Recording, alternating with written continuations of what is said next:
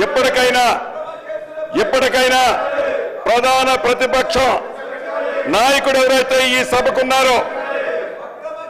సభకున్నారో యావత్ తెలంగాణ ప్రజలు ఎదురు చూస్తున్నారు.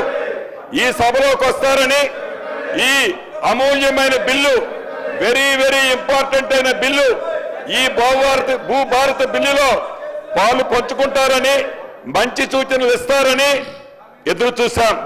దురదృష్టకరం, వారు ఇక్కడికి రాకపోవటం దురదృష్టకరం.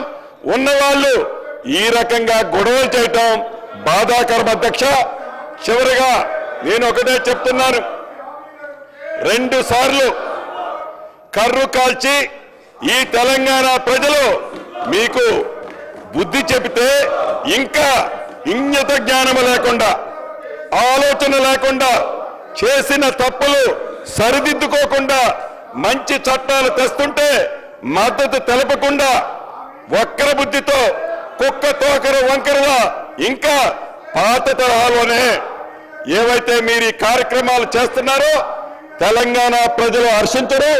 అందుట్లో ముఖ్యంగా ఇందిరమ్మ రాజ్యంలోని ఈ ప్రజలు ఎట్టి పరిస్థితుల్లో మీ ఈ చిల్లర వేషాలు క్షమించరు అని ఈ వేదిక ద్వారా తమకు తెలుపుతూ నేను ముగిస్తున్నాను. అధ్యక్ష.